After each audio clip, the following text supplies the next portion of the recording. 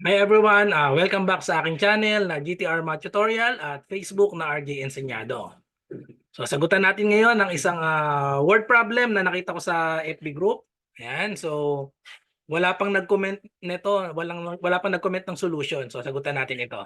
So Civil Service Exam word problem number 50. A worker reaches his factory 3 minutes late if his speed from his house to the factory is 5 kilometers per hour.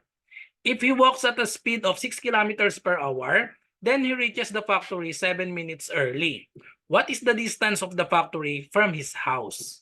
Okay, so ang choices 3, 4, 5, 6, and 7 kilometers. So nanggaling ito sa FB group na Civil Service Exam 2024.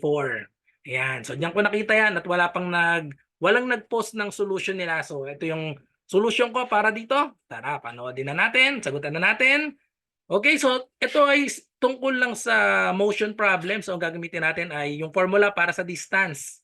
Ang tinatanong ay, what is the distance? Ayan o, what is the distance of the factory from his house? So ano ang formula ng distance? Ang formula ng distance ay R times T. So yan, RT lang. Or yan, R times T. Rate times time. So magkakaroon tayo dito ng dalawang equation kasi dalawa yung speed natin dito. Isang 5 kilometers per hour at yung isa naman ay 6 kilometers per hour. Okay, so unahin natin itong isa. A worker reaches his factory 3 minutes late. Ayun, 3 minutes late. If his speed from his house to the factory is 5 kilometers per hour. So, unang gagawin natin, itong 5 kilometers per hour, i-express natin to as minutes dapat. Kasi ang sabi dito, yung given na isa ay 3 minutes. Ayan, 3 minutes late. So, pag sinabing 3 minutes late, sobra. Pag sobra, ang operation nun ay addition. Sobra ng 3 minutes. Okay? So, ililet natin yung time na kailangan na time niya, itong letter T lang yon. Tapos yung distance, ito yung hinahanap natin, D. Tapos substitute lang natin dito yung rate. So therefore, i-convert natin ito, 5 km per hour. So gawin natin in minutes yan. So ang conversion natin, 1 hour is equal to 60 minutes. Okay, so therefore, ang first formula natin, first equation, D is equal to, ang rate natin ay 5 km per hour, pero gagawin natin in minutes yon. So, imbis na 5 km per hour, imbis na 5 lang, lalagyan natin ng over 60. 5 over 60 kasi nga, yung given natin dito ay 3 minutes late para parehas siyang in terms of minutes. So, 5 per 60 minutes ang ibig sabihin nito. So ito na yung rate natin, i-multiply natin sa time. Okay, so ang time natin ay magiging T, tapos 3 minutes late daw. So 3 minutes late, edi ibig sabihin magpa-plus tayo ng 3. Okay, so ito na ang ating equation number 1. Okay, so 3 minutes late, so ibig sabihin sobra siya ng 3 minutes dun sa time na kailangan niya. Okay, so dun sa time para hindi siya ma-late.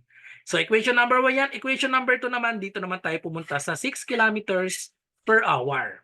So syempre, ang distance natin ay parehas lang din yon. Yung distance na tinutukoy dito, parehas na distance. So letter D pa rin siya. So D is equal to, ang rate naman natin ay 6 kilometer per hour. So 6 kilometer per hour. So yung given dito, minutes din. 7 minutes early daw. So lalagyan ulit natin siya ng over 60 para maging in terms of minutes. 6 kilometers per 60 minutes. Okay? And then times naman tayo sa T. Dahil early siya, 7 minutes early, ibig sabihin nun, negative. Kasi hindi siya umabot dun sa time. Ang time natin talaga, yung eksakto na hindi siya malalate, hindi malalate, hindi maaga, ito yung T na yon. Okay? So magiging T minus 7 dito. So this is our equation number 2. And then meron na tayong dalawang equation. Ang hinahanap na lang natin, what is the distance? So just solve for D. Okay? So tingnan natin ang equation number 1 at equation number 2. Parehas silang equal sa D. So dahil parehas silang equal sa D, equate natin ang right side nila. Kasi parehas silang D. Okay? Yung left side nila, parehas D. So all we have to do is equate the right side. Dahil nga parehas D, so yan, transitive property lang yan of equality. So copyin lang natin to 5 over 60. 5 over 60 times T plus 3. Equate natin dito sa kabila, 6 over 60 times T minus 7. Okay? And then, we can solve for T. Pag nasolve na natin yung t, masasolve na natin itong d. Okay? So, kung mapapansin nyo sa ating equation, parehas may 60 sa denominator. So, dahil parehas may 60 sa denominator, pwede na natin itong i-cancel directly. Pag minultiply natin both sides by 60, maka-cancel out na yan. O para mas shortcut, dahil nga parehas may 60, cancel out na natin directly. So, ang matitira, isolve na lang natin yung t dito, i-distribute natin itong 5. So, itong 5, i-distribute dito sa t, tsaka sa positive 3. So, therefore, we have 5t plus 5 times 3, that is equal to 15. Ganon din itong 6, i-distribute natin sa t and negative 7. So we have 6 times t is 6t and then 6 times negative 7 is negative 42. Now, solve for t. Meron tayong 5t and 6t. Dalhin natin itong 5t sa kabilang side by subtracting 5t to both sides. Subtract 5t to both sides, so cancel out na ito. And then itong negative 42 naman, okay, so wag nating pagsabayan. Sige, i-bring down muna natin. 15 is equal to 60 minus 5t. So 6 minus 5, that is 1. So no need to write na yung 1. So t na lang minus 42. Okay, so ngayon, etong 42, dapat t lang ang matira. So tanggalin tong negative 42, ilipat sa kabilang side. Or simply add 42 to both sides. Add 42 to both sides, so maka-cancel out na ito. Therefore, 15 plus 42, that is equal to 57 is equal to t. So yung hindi pala siya malilate, yung t natin ay 57 minutes ito.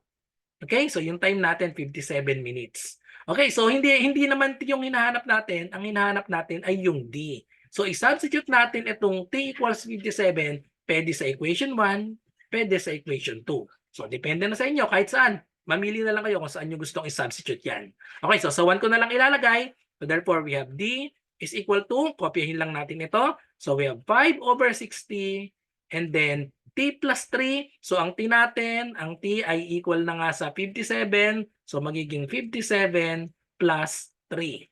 So simplify na lang natin yan. So we have 5 over 60 times 57 plus 3. That is equal to 60. So mapapansin nyo, parehas yung 60. So pwede nang i-cancel yan. 60 divided by 60 is 1. Therefore, the distance is equal to 5. So ang units niyan ay kilometers. So 5 kilometers, the correct answer is letter C, 5 kilometers.